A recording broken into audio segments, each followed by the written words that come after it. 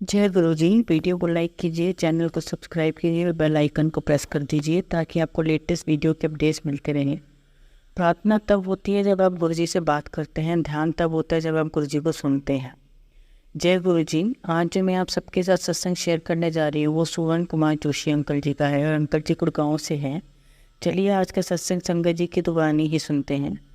संगत जी, आज का सत्संग इतना खास है कि आपको अपने जीवन के बहुत सारे सवालों के जवाब इस सत्संग से मिल जाएंगे। आप सत्संग को अंत तक ज़रूर सुनना और आप ये भी सुनना कैसे गुरुजी ने उनके परिवार के सब घनिष्ठ संबंधियों पर अपनी अनुकंपा की है। ये सब चीज़ें आज मैं आपके साथ इस सत्संग में साझा करूँगी और जो आज का सत्संग है वो गुरुजी का चमत्कारी सत्संग है। हमारी छोटी सी कोशिश ये रहती है कि जो ये ब्लेस सत्संग हम आपको सुनाते हैं वो हर घर तक पहुँच सके और सब संगत गुरुजी के सत्संग सुने और ब्लेस हो सके। इसलिए आप सब सत्संग को बहुत ध्यान से सुनना। आज का सत्संग शुरू करते हैं। जय गुरु जी। मई 2002 की उस शाम को पूरे वातावरण में काफ़ी उत्साह था। हम उस महज संध्या को पूर्व में कार से 21 किलोमीटर दूर का रामगढ़ जा रहे थे, जहाँ पर एक भक्त का विश्राम भवन था। सब तैयार थे, सामान लद गया था। 2 बसें और कुछ एम्पायर स्टेट के बाहर खड़ी प्रस्थान करने को तैयार थी।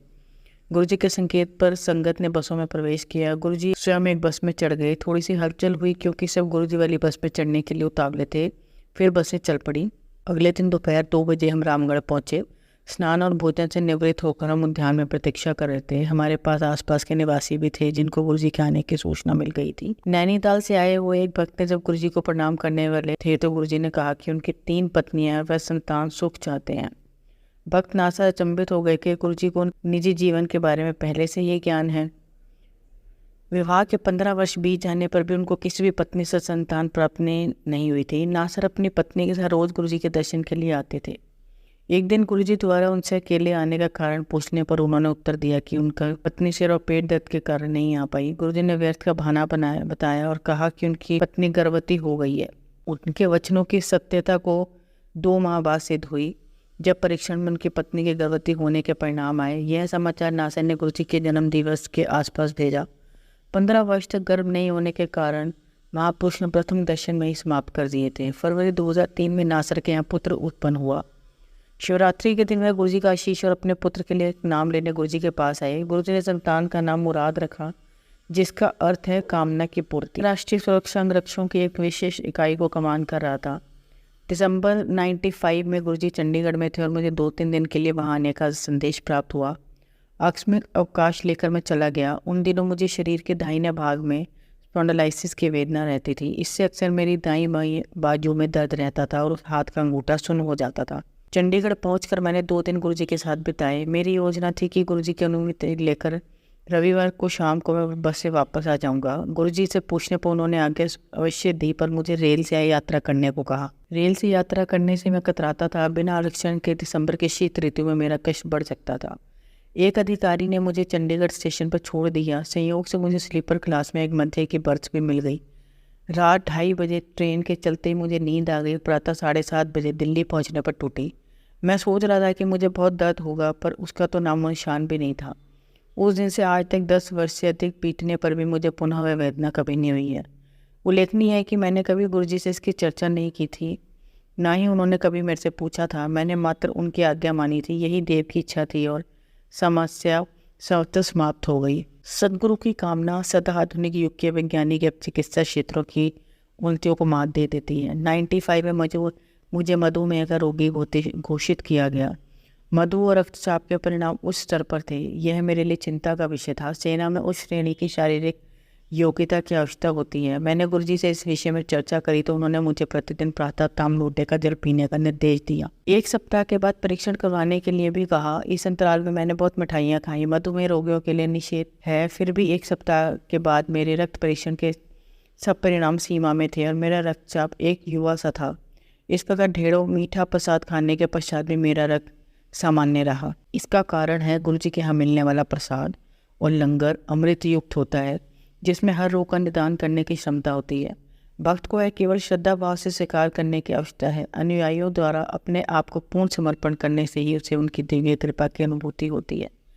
गुरुजी अपने आशीष अनेक प्रकार से देते हैं। अक्सर गुरुजी के निर्देश अनोखे लगते हैं, पर उनसे लाभान्वित होने के लिए उनको मानकर उनका पालन करने में ही उनका रहस्य है।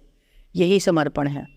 95-98 की अवधि में जब मैं राष्ट्रीय सुरक्षा अंगरक्षक में ग्रुप का कमांडर था, मेरी यूनिट के निरीक्षण के लिए समूह के उच्चतम वरिष्ठ निर्देशक आने वाले थे। जवानों ने इस निरीक्षण के लिए अत्यधिक परिश्रम किया था। यूनिट के मार्ग साफ कर दिए गए थे। वृक्षों की सब सूखी पीली पत्तियां भी हटाई गई थी। मार्ग के दोनों ओर ईंटों और वृक्षों के निचले भाग पर सफेद और गेरू रंग लगाया गया। पूरी यूनिट निरीक्षण के लिए तैयार थी और वरिष्ठ निर्देशक से शाबाश की आशा कर रही थी। निर्दिष्ट दिन को प्रातः मैं दिल्ली से मानेसर जा रहा था। अचानक वर्षा होने लगी और थोड़ी देर में वह मूसलाधार हो गई। मानेसर के पास पहुंचने पर मेरा मन उदास हो गया। यूनिट के जवानों का परिश्रम पानी में बहता हुआ दिख रहा था। मैंने गुरुजी से प्रार्थना करी कि ऐसा ना हो। यूनिट के मुख्य द्वार में प्रवेश करते ही मैं अचंभित रह गया। यूनिट में वर्षा नहीं हो रही थी। मेरे कर्मचारियों ने बताया कि चारों वर्षा और ये पर यूनिट बची हुई है। निरीक्षण अप्रत्याशित रहा। वरिष्ठ निदेशक ने कहा कि यह यूनिट अन्य यूनिटों के लिए आदर्श है, परंतु उनके जाते ही मेरी यूनिट पर भी भारी वर्षा होने लगी। दिव्य आत्मा का संयोग स्पष्ट था। एक भक्त की हार्दिक प्रार्थना गुरु कृपा के लिए प्राप्त थी। मुझे आभास हुआ कि निरीक्षण की अवधि में यद्यपि चारों मूसलाधार वर्षा हो रही है, यूनिट के ऊपर दिव्य छत्र छाया बनी हुई है। उसी संध्या को जब मैं एम्पायर स्टेट गया तो गुरुजी ने संकेत दिया कि उनके कारण ही कार्यक्रम विधिवत संपन्न हो पाया था। गुरुजी मेरी और मेरे परिवार की हर प्रकार से सहायता करते हैं, जैसे अगले संदर्भ से दृष्टिगोचर है। मेरे पास इस सर्वोच्च दाता को धन्यवाद देने के लिए शब्द नहीं है। मेरी पत्नी बहुत दुबली थी और अधिक खाने से भी उस पर कोई प्रभाव नहीं होता था। गर्भवती होने पर भी उसके वजन में कोई अंतर नहीं आया था। तथापि गुरुजी कहा करते थे कि उन्होंने वजन 5-10 किलो बढ़ा दिया है। शुरू में परिवार को कोई अंतर प्रतीत नहीं हुआ, पर कुछ समय बाद उनके शरीर में परिवर्तन दिखाई देने लगा और मेरा छोटा पुत्र उसे मोटी कहकर संबोधित करने लगा। इस सारांश से स्पष्ट है कि गुरुजी अपने दयालुओं पर कृपा करने के लिए विधि और काल का निर्णय अपने मापदंडों के अनुसार करते हैं। मानव की दृष्टि से दूर तक देखने में असमर्थ है। हम निकट भविष्य को देखते हैं और व्यर्थ की चिंताओं में डूबे रहते हैं। गुरुजी हमारे भूत की छाया संकीर्ण वर्तमान और कल्पनीय भविष्य देखने में समर्थ हैं। जब वह कुछ देते हैं तो उसकी सीमाएं भौतिक न होकर वृत्त ब्रह्मांड की परिधि में होती हैं। इसलिए अति आवश्यक है कि अनुयायी निस्वार्थ निर्विवाद समर्पण करें। वह अपने माता पिता, माता, मित्र और सर्वेश की श्रेणी में रखें और असीमित पवित्र पावन प्रेम की भावना से उनके चरणों में अपना स्थान ग्रहण करें। यह भी अति आवश्यक है कि भक्त गुरु जी के संबंध निर्देशों का पालन करे, किंतु उसके फल की अपेक्षा न करे। गुरु जी पर आस्था बनाए रखें। सदगुरु को ही ज्ञान है कि उनके शिष्य के लिए क्या श्रेष्ठ है। उनकी करुणा की कोई सीमा नहीं है, वह तो उसके निकट और दूर सब संबंधियों पर होती है। गुरु जी नीलकंठ शिव समान है, जिन्होंने सुरों और असुरों दोनों को बचाने के लिए समुद्र मंथन से निकले हुए विष का पान कर लिया था। गुरु जी अपने भक्तों के विष को समाप्त कर देते हैं। अपने अति प्रिय संबंधी चाह कर भी आपकी वेदना समाप्त करने के लिए आपके समस्त कष्टों को समाप्त करने में असमर्थ हैं, किंतु सदगुरु आपको जीवन देकर आपके रक्षक बनते हैं। रामचरितमानस का एक दोहा उल्लेखनीय है, मोरे प्रभु तुम गुरु पिता माता, जाऊं कहाँ तजी पद जल जाता। जयपुर में मेरी भांजी भावना अति शोचनीय अवस्था में थी। वह एक स्थानीय चिकित्सालय में प्रविष्ट थी और चिकित्सकों के अनुसार उसकी अवस्था अति नाजुक थी। एम्पायर स्टेट जाते हुए मेरी बहन ने मुझे फ़ोन किया था। वह रो रही थी, परंतु वहाँ पर पहुंचकर मुझे गुरुजी को कुछ कहने का अवसर ही नहीं मिला। सब भक्तों के जाने के पश्चात गुरुजी हॉल में बैठे थे और उन्होंने कहा कि उनकी तबीयत ठीक नहीं है, अतः मैंने उसका उल्लेख करना उचित समझा। ना ही करें तो ही ठीक है। पर जब गुरुजी ने भावना के लक्षणों का विवरण आरंभ किया तो मैं चंबे में पड़ गया। उन्होंने मुझे अखिल भारतीय आयुर्विज्ञान संस्थान से औषधि लाने को कहा। 1 घंटे के बाद रात्रि 1 बजे जब मैं औषधि लेकर पहुंचा तो उन्होंने उसे कूड़े में फेंकने और मुझे पत्नी सहित जयपुर जाने को कहा।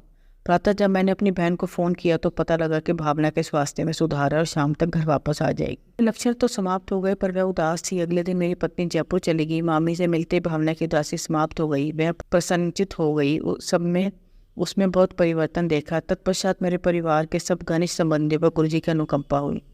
गुरुजी अलौकिक महापुरुष हैं। जब भी मैं गुरुजी के साथ चला हूँ उनके दिव्य शरीर चरणों से गुलाबों की सुगंध आती है। अगर आप उनकी संगत में बैठकर अपने आप को उनको समर्पित कर दे तो आपके शरीर से भी वही सुगंध आएगी। उनकी आभा का ऐसा प्रभाव है, हम नश्वर और उस अमर के मध्य इतना अंतर है जैसे प्रसंगों से स्पष्ट है। सदगुरु सर्वज्ञाता हैं। वह एक ही समय पर अनेक स्थानों पर अपनी उपस्थिति का आभार दे सकते हैं। मीलों दूर पति पत्नी के वार्तालाप को अंशरश बता सकते हैं। इस देश के सब धार्मिक ग्रंथ उनके सागर जैसे विशाल अस्तित्व की थोड़ी सी व्याख्या मात्र है। रामचरितमानस का एक दोहा है, बिनु पक चली सुनी बिनु काना, कर बिनु कर्म करे विधि नाना। जय गुरु जी। आप सबको एक कहानी सुनाती हूँ, आप सब कहानी को बहुत ध्यान से सुनना। कहानी का शीर्षक है द सीक्रेट ऑफ सक्सेस। हम जब भी किसी सफल इंसान को देखते हैं तो उसी की तरह खुद को भी सफल बनाना चाहते हैं, लेकिन कई बार बहुत कोशिश करने के बाद भी हम फेल ही हो जाते हैं और सफलता पाने का कोई भी रास्ता हमें समझ नहीं आता। सफल होने के लिए सबसे पहले हमें ये जानना जरूरी है कि हर किसी की सफलता का सीक्रेट अलग होता है और हर किसी की सक्सेस की कहानी भी अलग होती है। दोनों सफल होने का सीक्रेट किसी का आइडिया चुराना या किसी को देखकर उसकी जगह उसकी तरह चीज़ें करना तो कभी नहीं होता, क्योंकि हम सबकी किस्मत एक जैसी नहीं होती। इसलिए दूसरों को कॉपी करके कभी ना सोचे कि आपको द सीक्रेट ऑफ सक्सेस मिल गया है। फिर भी आज मैं आपको इस कहानी के जरिए ये बताने की कोशिश करूंगी कि सफल होने का सीक्रेट क्या होता है। एक बार गौतम बुद्ध अपने एक शिष्य के साथ किसी गाँव में प्रवचन देने जा रहे थे। दोनों थक चुके थे और अंधेरा होने से पहले दूसरे गाँव पहुँच जाना चाहते थे ताकि उन्हें सारी रात जंगल में ना बितानी पड़े। थोड़ा आगे जाकर गौतम बुद्ध ने खेत में काम कर रहे एक बूढ़े से पूछा, दूसरा गांव अभी कितना दूर है? उस व्यक्ति ने जवाब दिया, ज़्यादा दूर नहीं है, चिंता मत कीजिए, मुश्किल से 2 मील और फिर आप पहुंच जाएंगे। 2 मील का सफ़र तय हो चुका था लेकिन कोई गांव नहीं आया। वे दोनों और ज़्यादा थक गए थे। थोड़ा चलने के बाद उन्हें एक बूढ़ी औरत मिली जिसने उससे पूछा, पास वाला गाँव यहाँ से कितनी दूर है? वो औरत बोली, ज़्यादा दूर नहीं, बस 2 मील और आप लगभग पहुँचने ही वाले हैं। गौतम बुद्ध मुस्कुराए और बूढ़ी औरत भी। उनका शिष्य सोच रहा था कि इसमें मुस्कुराने की क्या बात है। वे दोनों 2 मील फिर चले लेकिन जब भी कोई गाँव नहीं आया। बुद्धा ने फिर एक व्यक्ति से वही प्रश्न पूछा और हर बार की तरह वही जवाब मिला जो बाकी सब दे रहे थे, और फिर वही मुस्कुराना। ये सब देखकर उस शिष्य को गुस्सा आ गया और वो बोला, मैं अब और आगे नहीं चलने वाला, मैं थक गया हूँ। ऐसा लग रहा है हम वो 2 मील का सफ़र कभी तय नहीं कर पाएंगे। जिससे भी रास्ता पूछो वो 2 मील बोलकर मुस्कुरा देता है। आप मुझे बस इतना बताएं कि हम मुस्कुरा क्यों रहे हैं? 2 मील रास्ता बताने के बाद आप भी मुस्कुरा रहे थे, वो भी। इसकी क्या वजह है? क्या वो लोग हमसे झूठ बोल रहे थे? गौतम बुद्ध ने कहा, हमारा मन एक ही है, बस थोड़ा दूर और फिर मंजिल आपके सामने होगी। ऐसा सुनकर मुस्कुराया, वो भी मुस्कुरा दिए। मैंने भी पूरी ज़िंदगी यही काम किया है और लोग अंत में पहुंच ही जाते हैं। बस शुरू में ही अगर हम उन्हें ये बता दें कि मंजिल अभी बहुत दूर है और वहाँ तक पहुँचना इतना आसान नहीं है, तो वो लोग पहले ही हार मान लेंगे और फिर धीरे धीरे आगे बढ़ने का हौसला भी खो देंगे। लेकिन बस थोड़ा दूर और कहते हैं वो 200 मील का सफ़र कब पार हो जाएगा ये हमें पता ही नहीं चलेगा। अब जो सीख हमें इस कहानी से मिलती है, थोड़ा दूर और यही पहुंच जाना है, यही है सफलता का मूल मंत्र। जो लोग ये बात समझ जाते हैं वो धीरे धीरे ही सही लेकिन अपनी मंजिल की तरफ बढ़ते रहते हैं, और एक दिन ऐसा आता है उनकी मंजिल उनके कदमों में होती है। सफलता अक्सर उनसे हमें बहुत दूर लगती है क्योंकि सफलता मिलना एक सपने की तरह होता है जिसकी उम्मीद बहुत दूर होती है। हमें बस इतना करना है कि खुद को पॉजिटिव रखकर उस सपने की तरफ बढ़ते रहना है। बेशक शुरुआत में आपको कोई रिजल्ट ना मिले तो उससे परेशान ना होना, बस खुद से इतना कहें कि बस थोड़ा दूर और। किसी भी नए काम पर नई चीज़ को शुरू करते ही हम उसमें सफल नहीं हो जाते। कुछ लोग इस मामले में किस्मत वाले होते हैं जिनके हर काम सही होते हैं, लेकिन हर कोई ऐसा नहीं होता। जय गुरु जी। संगत जी, अगर आपको आज का सत्संग अच्छा लगा हो तो आप इस सत्संग को और संगत के साथ जरूर साझा करें, जिससे वो भी महाराज का दिव्य आशीर्वाद प्राप्त कर सकें। जय गुरु जी। शुक्राना गुरु जी।